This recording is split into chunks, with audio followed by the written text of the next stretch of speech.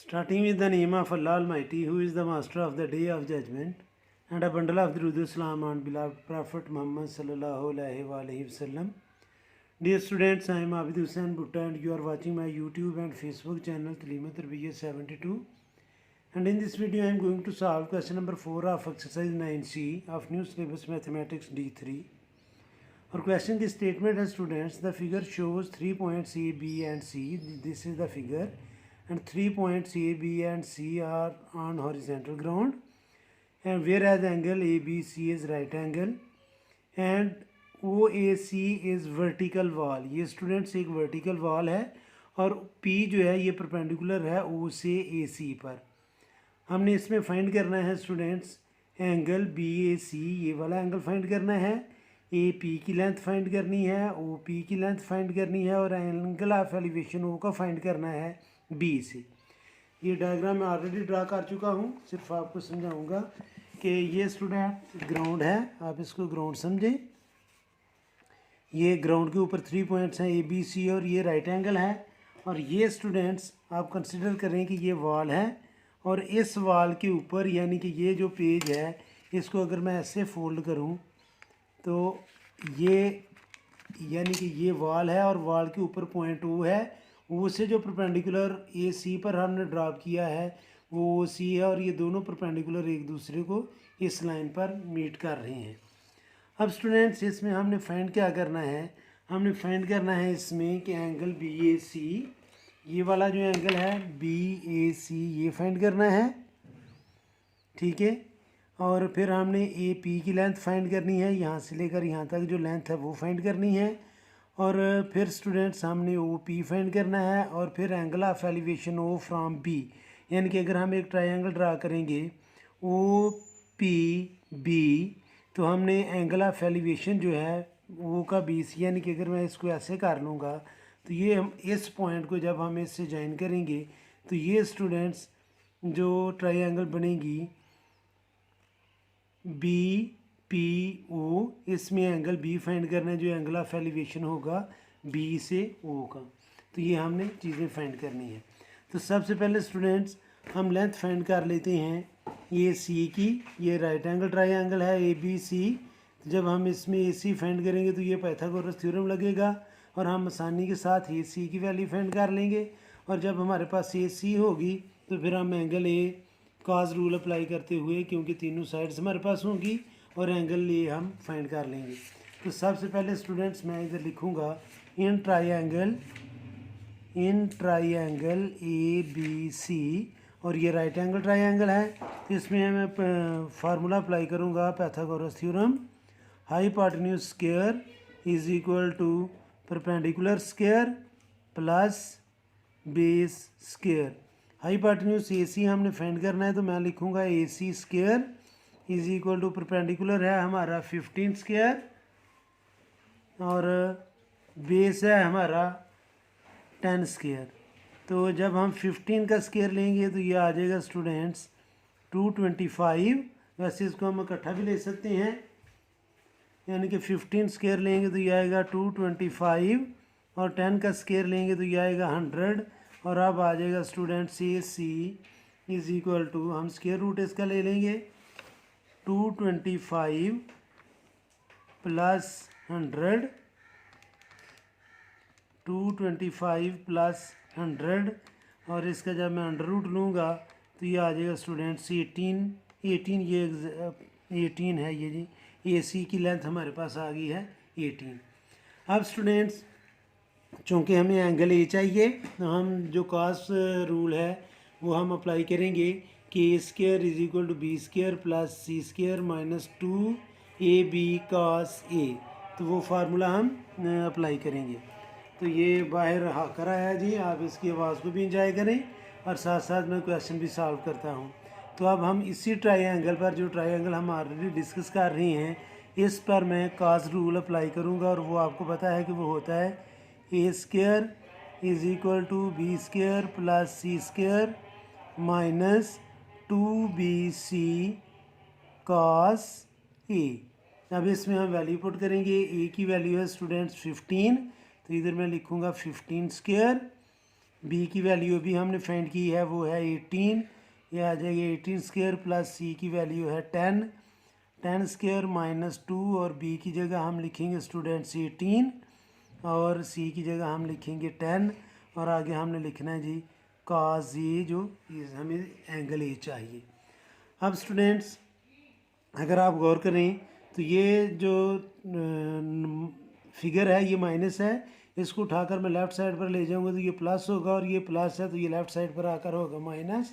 या in other words अगर मैं कास ये लिखूंगा तो वो आएगा B square plus A square minus B square plus C square minus A square over 2bc। तो चले मैं इसको ज़्यादा क्लैरिटी के लिए मैं इसको लेफ़्ट साइड पर लेकर आता हूँ, ये माइनस है तो इधर आकर होगा प्लस 2 इंटू 10 और 18 को मल्टीप्लाई मैंने कर लिया तो ये आ गया 180 cos A is equal to 18 square plus 10 square minus 15 square. तो ये हमारा cos A जो है ये आ जाएगा students 18 square plus 10 square minus 15 square over 180 को 2 से मल्टीप्लाई करेंगे तो ये आ जाएगा 360, और ए की वैल्यू एंगल ए की वैल्यू आ जाएगी हमारे पास स्टूडेंट्स, हम इसको लिखेंगे जी कॉस इनवर्स। आगे ये इनको सिंप्लीफाई कर लेते हैं, ये आएगा स्टूडेंट्स 18 स्क्वायर, ब्रैकेट में मैं सॉल्व करता हूँ, एक ही स्टेप में सारे सॉल्व कर लेंगे, 18 square plus 10 square minus 15 square, bracket close करके मैं डिवाइड करूँगा इसको 360 से, तो ये आ जाएगा स्टूडेंट्स 0.553 मैंने राउंड ऑफ किया, तो एंगल ए की वैल्यू आ जाएगी स्टूडेंट्स।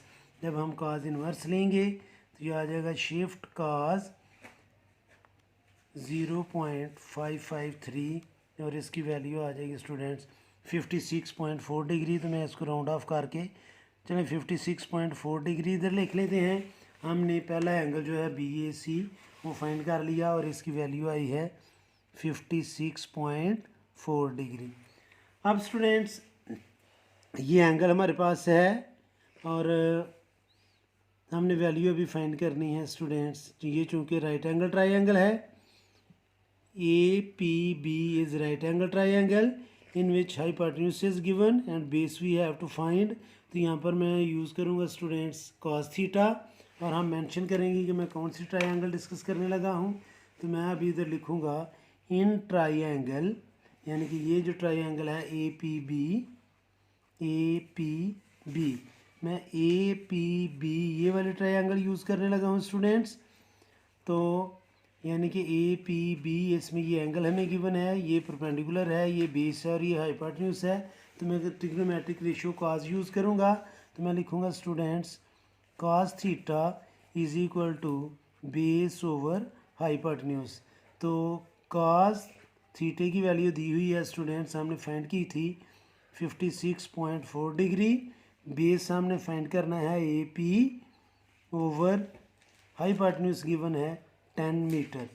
तो स्टूडेंट्स ये इधर डिवाइड कर रहा है, राइट साइड पर जाकर ये करेगा मल्टीप्लाई, तो ये आ जाएगा cos 56.4 degree into 10 is equal to AP। तो अब स्टूडेंट्स हम कैलकुलेटर यूज़ करेंगे, मैं इधर लिखूँगा cos 56.4 मल्टीप्लाई बाय 10, तो इसका आंसर आ जाएगा स्टूडेंट्स 5.53। तो AP की वैल्यू हमारे पास आ गई 5.53, ये वैल्यू हमने फाइंड कर ली AP की। ये मैं डिफरेंट इंक से यूज़ कर लिखूँगा ताकि आपको समझ आ जाए। 5.53 जो है वो यहाँ से लेकर यहाँ तक आ गई। अब स्टूडेंट्स हमने ये फाइंड करना है जी, दूसरा OP फाइंड करना है। ये हमारे पास OP है, ये भी राइट एंगल ट्राइंगल है, तो हम इसमें पाइथागोरस थ्योरम अप्लाई करेंगे तो ये आ जाएगी OP। दोबारा सुनिए मैं क्या बता रहा हूँ कि हम अब डिस्कस करेंगे ट्राइंगल AOP जो कि राइट एंगल ट्राइंगल है, जिसमें हमारे पास बेस भी है, हाइपोटेन्यूज भी है, परपेंडिकुलर हमने फाइंड करना है। तो हम पाइथागोरस थ्योरम यूज़ करेंगे और इधर आप लिखेंगे इन ट्राइंगल, यानी कि जो मैं ट्राइंगल डिस्कस करने लगा हूँ ए पी ओ, तो हम पाइथागोरस थ्योरम अप्लाई करेंगे। Hypotenuse square is equal to perpendicular square plus base square. Hypotenuse से हमारे पास 12, तो ये आ जाएगा 12 स्क्वायर। परपेंडिकुलर ओ पी हमने फाइंड करना है, इसका स्क्वायर, और बेस है स्टूडेंट्स हमारे पास 5.53, तो हम इसका स्क्वायर लेंगे। अब स्टूडेंट्स ये चूँकि इधर प्लस है, उस साइड पर जाकर ये होगा माइनस, तो ये आ जाएगा स्टूडेंट्स 12 स्क्वायर, 144 भी लिख सकते हैं, minus 5.53 square is equal to O P square. तो स्टूडेंट्स मैं इसको सिंप्लीफाई करूँगा, 12 स्क्वायर माइनस 5.53 स्क्वायर, तो इसकी वैल्यू आ गया students 113.4। 113.4 is equal to O P square. तो अब जब हमने ओ पी की वैल्यू फाइंड करनी है तो हम इसका अंडर रूट ले लेंगे। तो मैं इधर इसको सॉल्व कर लेता हूँ जी कि अंडर रूट आंसर, तो इसकी वैल्यू आ गया स्टूडेंट्स 10.6, तो ओ पी हमारे पास आ गया है 10.6। अब स्टूडेंट्स हमने ओ पी भी फाइंड कर लिया, ए पी भी फाइंड कर लिया। अब हमने एंगल ऑफ एलिवेशन फाइंड करना है ओ का बी से। तो हमारे पास स्टूडेंट्स ये जो वैल्यू है ना होनी चाहिए पी बी की, यानी कि पी बी हमारे पास होगा तो ये हमारे पास एक ट्राइंगल बन जाएगी ओ पी बी, जिसमें हमारे पास ओ पी है हमने फाइंड किया है 10.6, बी पी हमने फाइंड कर लेना है, अभी फाइंड करने लगे हैं। और जब हमने ये एंगल ऑफ एलिवेशन फाइंड करना है तो स्टूडेंट्स हम tan थीटा अप्लाई करेंगे, जो इक्वल होता है परपेंडिकुलर ओवर बेस। ये परपेंडिकुलर बन जाएगा, ये बेस बन जाएगा, और हमारे पास एंगल आ जाएगा। तो अब स्टूडेंट्स हमने फाइंड करनी है वैल्यू पी बी की। पी बी की वैल्यू फाइंड करने के लिए मैं अभी students triangle A B P हम डिस्कस करेंगे, जो राइट एंगल ट्राइंगल है। तो इसको स्टूडेंट्स हम फाइंड करते हैं जी। मैं लिखूंगा इसमें इन ट्राइंगल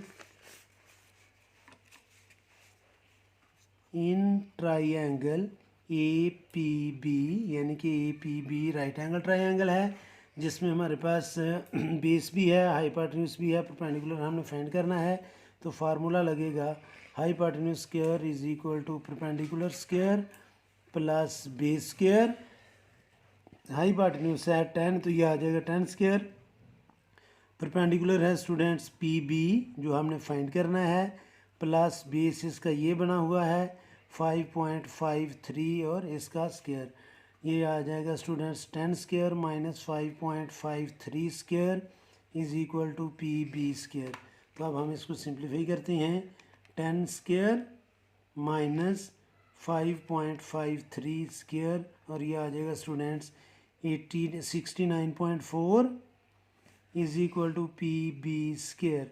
तो अब स्टूडेंट्स हम इसका स्क्वायर रूट लेते हैं, तो पी बी की वैल्यू हमारे पास आ जाएगी। तो मैं लिखूँगा स्क्वायर रूट आंसर, तो ये आ गया स्टूडेंट्स 8.3 मीटर। तो पी बी की वैल्यू हमारे पास आ गई है 8.3 मीटर। अब स्टूडेंट्स आपने गौर करना है कि ये दोनों वैल्यूज़ मैं इधर मेंशन कर देता हूँ। ओ पी की वैल्यू हमारे पास आई थी ओ पी 10.6, और ये जो वैल्यू है पी बी ये आई है 8.3। अब आपने गौर करना है कि अगर मैं ट्राइंगल ड्रा करूं ओ पी बी, तो ये कुछ इस तरह की ट्राइंगल बनेगी। आपने ये राइट एंगल ट्राइंगल कुछ इस तरह को बनेगी, जो ज़ाहिर ऐसे नज़र आ रहा है कि ये राइट एंगल है। और ये स्टूडेंट्स हमारा पास है जी, इसका नाम है ओ, इसका नाम है पी, और इसका नाम है बी। ये राइट एंगल है, पी ओ है 10.6 और बी पी है 8.3, और ये थीटा हमने फाइंड करना है। उम्मीद है कि आपको इसकी समझ आई होगी। तो अब इसके नीचे हम लिखेंगे इन ट्राइंगल, ये फिगर भी सामने रखें, in triangle O P B, ये मैं डिस्कस करने लगा हूँ। तो इसमें स्टूडेंट्स हम ट्रिग्नोमेट्रिक रेशियो यूज़ करेंगे tan। तो मैं लिखूँगा tan theta is equal to, चूँकि हमें ये एंगल चाहिए, मैं इधर भी ड्रा करके बताने की कोशिश करता हूँ कि अगर स्टूडेंट्स हम P और O को ज्वाइन करें, P पी और ओ को नहीं, ओ और बी को, ओ और बी को। ये ज़ाहिर है आपको बिल्कुल छोटी सा ये एंगल नज़र आ रहा है, तो ये एंगल हमने फाइंड करना है। ये ग्राउंड और वॉल चूँकि है तो इसलिए ये हमने एंगल फाइंड करना है। ये फिगर मैं अलहदा ड्रा भी कर चुका हूँ ये आपके सामने। तो tan थीटा आएगा परपेंडिकुलर ओवर बेस। तो थीटा चूँकि हमने फाइंड करना है तो मैं लिखूँगा theta is equal to tan inverse, perpendicular की जगह हम लिखेंगे 10.6 और बेस की जगह लिखेंगे 8.3। तो कैलकुलेटर से हम इसे सॉल्व कर लेते हैं। तो थीटा आ जाएगा स्टूडेंट्स tan इनवर्स, शिफ्ट 10 में प्रेस करूँगा तो ये आ जाएगा, ब्रैकेट में लिखूँगा 10.6 डिवाइडेड बाय 8.3, ब्रैकेट क्लोज की, तो इसकी वैल्यू आ गई स्टूडेंट्स 52 डिग्री। तो जो एंगल ऑफ एलिवेशन है यानी कि ओ का बी से, ये आखिरी जो है the angle of elevation O from B, इसकी वैल्यू आ गई है स्टूडेंट्स 52 डिग्री। तो ये था question number 4, exercise 9C new syllabus mathematics D3। इस वीडियो में इतना ही काफ़ी है। मेरी अल्लाह से दुआ है कि अल्लाह ताला हमेशा आपको खुश रखे और ज़िंदगी के हर मैदान में कामयाब करे। आमीन। अल्लाह हाफिज़।